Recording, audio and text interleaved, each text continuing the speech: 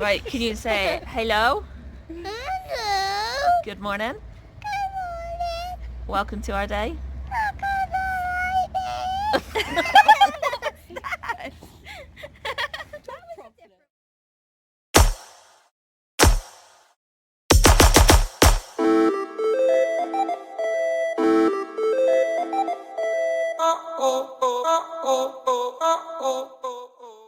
Up we go. And down we go. Up we go. And down we go. Up we go. And down we go. Literally winding our dog up. That was good for me. Nap time. Yeah. By chance, do you think she's comfy, people?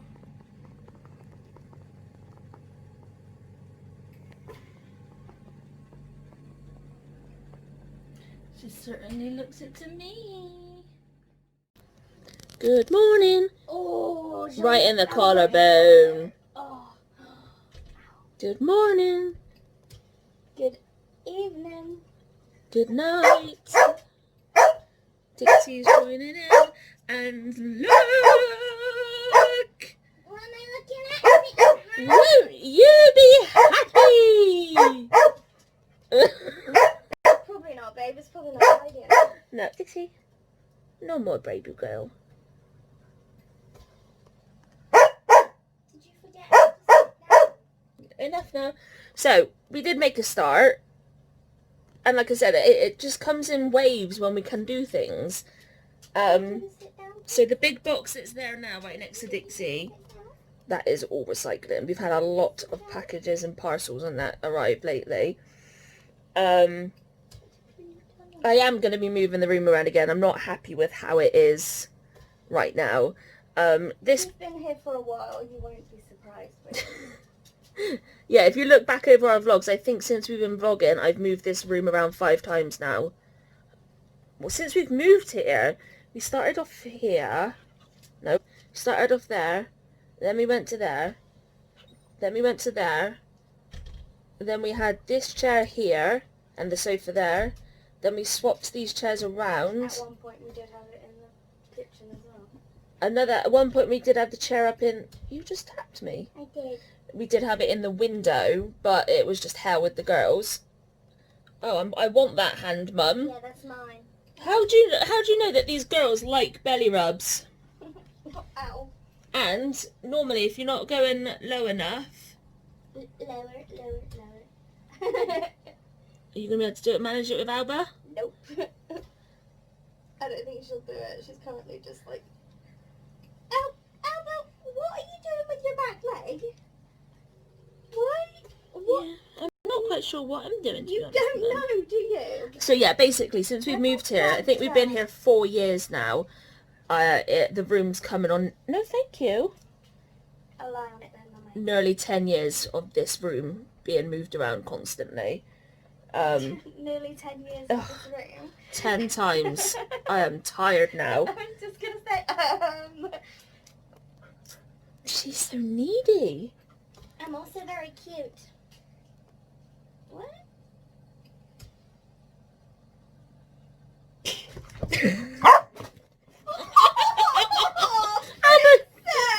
Alba just pushed Pickle off the sofa. Ow. I think, to be fair, I think Pickle was trying to jump backwards, but she didn't expect it to not be there anymore. It was a tied rope. So yeah, what I'm going to be thinking, Alba! what I'm hoping to do is the table where it is at the minute, I want to move it closer to the window. And with the girls' bed, I want to bring it where the table is. And then hopefully... it's okay. It's okay. Alba? Alba? Do you want the collar? I said no before you asked me. Thank you. Yeah, I don't know, we want to put a pegboard on the wall to put some like craft stuff on there, And I just don't like the idea of having to put the pegboard like right here in the middle of nowhere. If we did that, we'd have to move Sky's frame, in which case we'd have to move all of their frames. Yeah. And that's where they live. Yeah, so we're gonna push it along and then have like the pegboards over here, and hopefully it'll look better, but I don't know. Babe, your toe is freaking me out. Why? If you look at it from the bottom, it looks like you've got an extra toe going on, because the other ones fit together so perfectly, and that one's just... Yeah, that is a bit weird, isn't it? Another bite, come on, mate.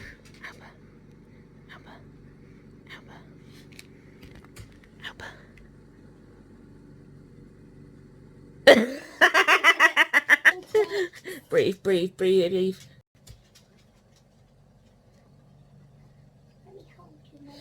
So yeah. Oh, look at Pickle on that bloody cushion. This is mine. So yeah, that box is recycling, so it's going to do it later. Obviously it's Sunday, we would normally be doing ASMR, but we do have a food delivery finally arriving between 6 and 7, so it'll be a bit of a nightmare having Gizmo out in his little area whilst a bunch of food's getting delivered.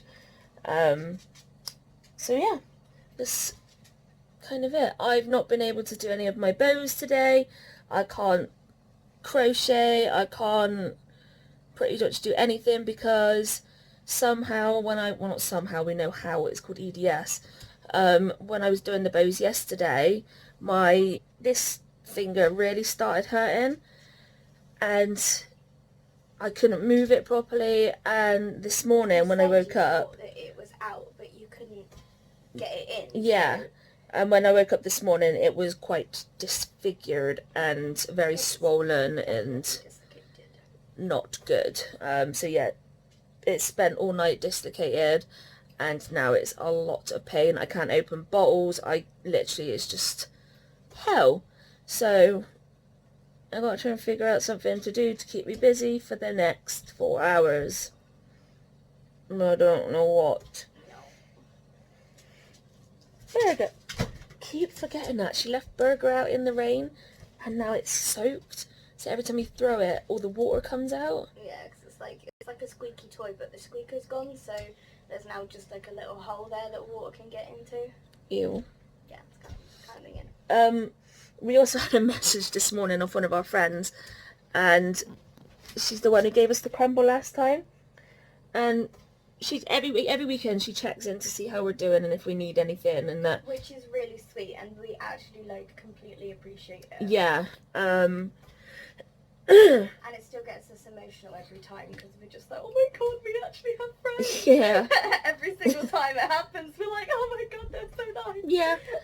And then they say that when they've got a next online shop coming, so that if there's anything desperate that we need that we can't get a shop in anytime soon, they will, if it's not urgent that it needs to be right now, then they'll put it onto their shop. But if it's one of us has started a period and we don't have fanny pads or whatever, they'll go out and get it for us right now. And also at the end of the message today, she sort of said that her raspberries are ready to be picked, but she's got diverticulitis, and so she can't eat the raspberries, which is gutting for her. And she said that she was gonna make her husband a raspberry and apple crumble, and she's gonna make herself an apple crumble, but there's gonna be plenty left. Did we want to have a raspberry and apple crumble as well? It's just she's so, yeah. And then as soon as she'd made it, her husband came and dropped it round, and it's just it's so lovely because it's simple things like this that has allowed us, it's kept us going. It's a very small amount of interaction with a human being other than ourselves, and it's just so lovely that people are so caring. We've had so many people help us throughout COVID, and yeah. And we've lived here, as Charlie said earlier, for like 4 years.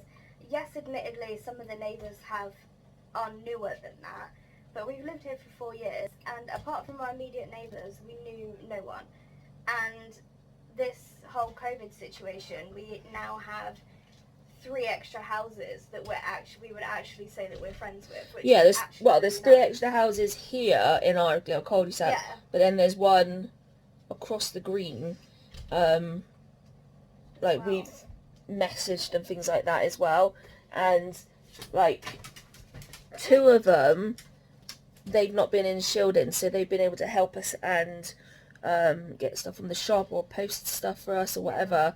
But the other lady, and her family, she's in shielding, but she's messaged Yeah. and like checked in and seen how we're doing and things like that, and let us know if the food box was outside and we didn't hear it when I was doing my meds in the morning.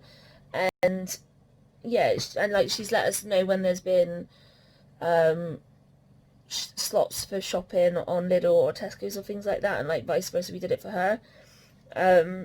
Which again is just really lovely, and it's Yeah. these little things that actually make a difference Yeah. when you're in the same situation as us. So. Yep. And like we don't have family close. I think for Soph's parents, they live half an hour away, so that might be closer than what like my mum lives, which it tends to take about 2-3 hours to get to her by the time we've dropped our girls off at Soph's parents and then gone up there. If you take out the equation of dropping off our girls, then it'll probably take an hour max, but we don't like leaving the girls at home for that late of a time, so that's an added journey. Oh geez, that went right back her throat. So yeah, with Soph's parents half an hour, we don't have anybody close. So, and it's not an easy half an hour journey either. It's not just like go on like the A30 and there's you're there. lots of country roads and windy. It's really windy roads. A lot of the time you get stuck behind tractors for a long time without being able to overtake. And it's also the fact that it's not just a case of, oh, should we... Oh, that was gross. Like, even ordinarily, like, without the COVID situation, it's not a case of, oh, should we go visit mum and dad today? Let's just hop in the car and we'll go. It's not as simple as that. Everything has to be planned because of the oxygen and Charlie's chair and, like... Whether Soph's dad's up for it as well, because Yeah, obviously exactly. he's not the healthiest. No. So yeah, it's... When COVID came about and there was the prospect of lockdown, we were like, great, we're not going to see family, we've got nobody close, we don't know anybody. Jess, our best friend, like, she would ordinarily be visiting, but obviously where she lives it's still quite far away, and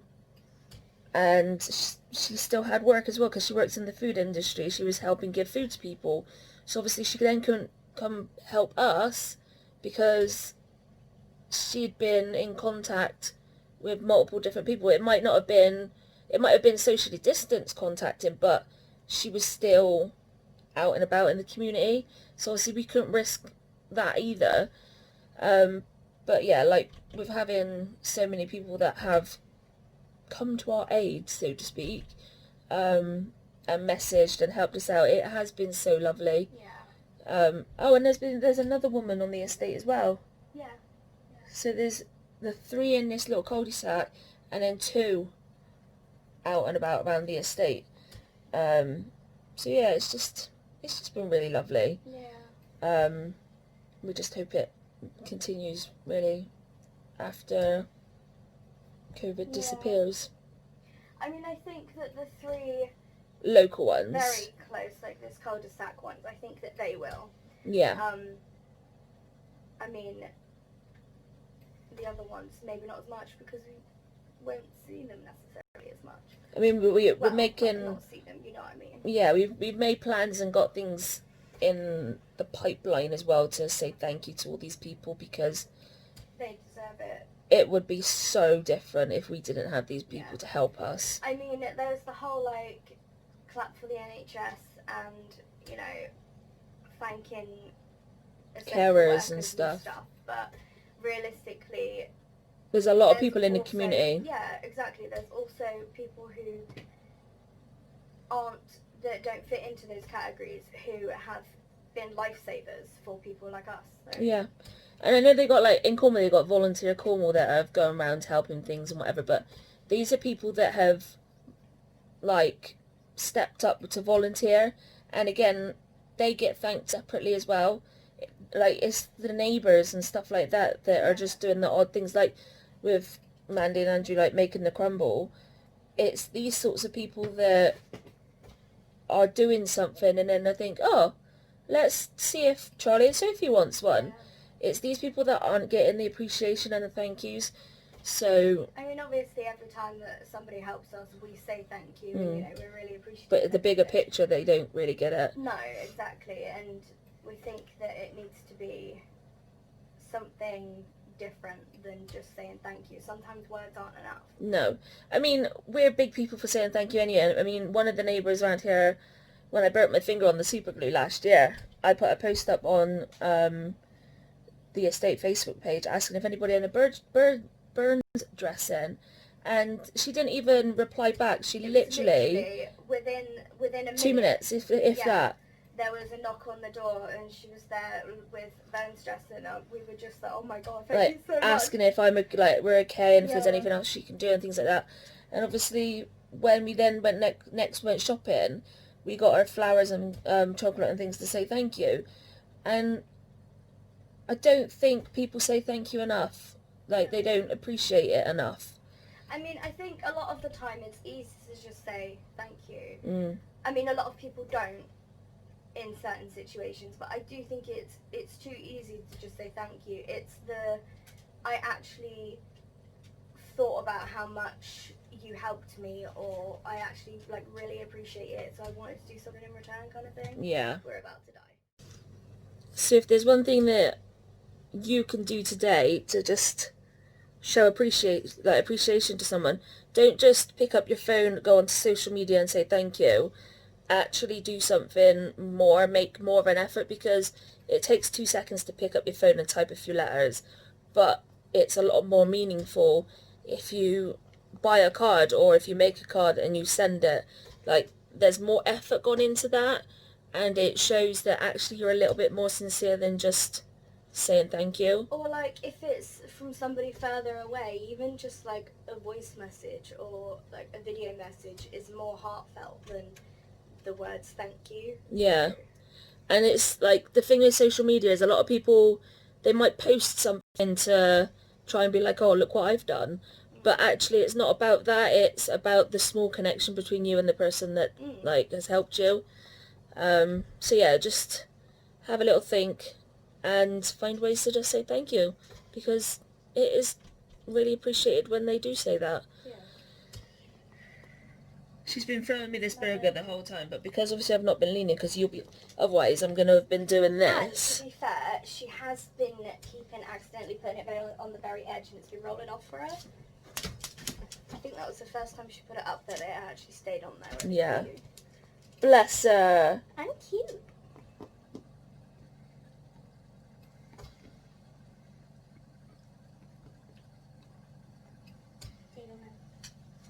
Oh, yes, mine. Do you want to know what I did? So this is my hand on my knee. I did this. Not even that much. I think that even looked more extreme than what you did.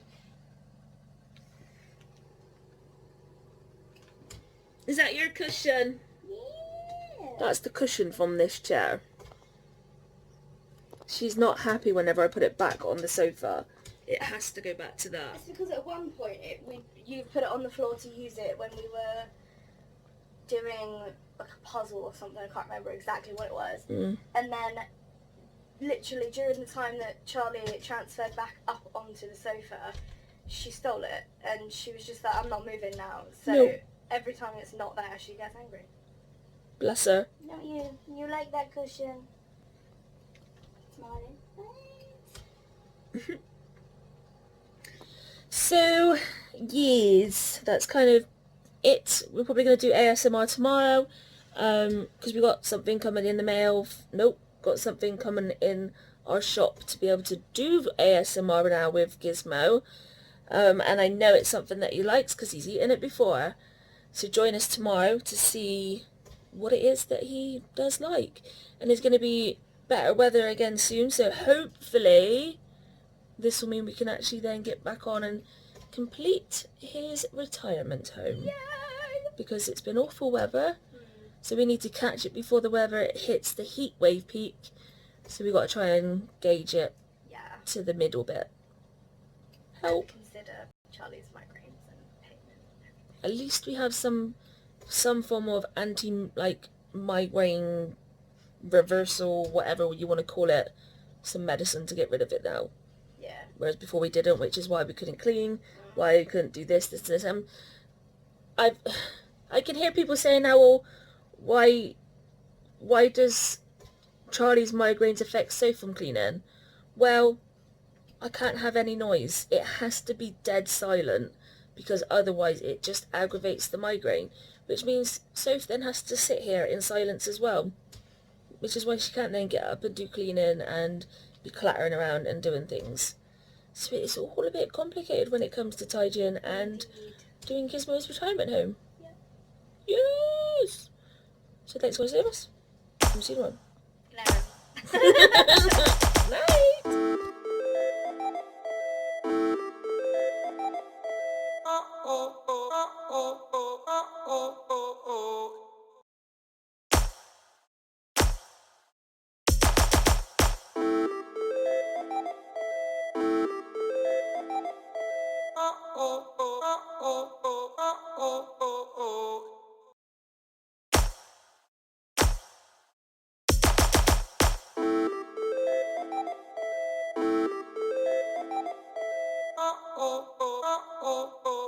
Oh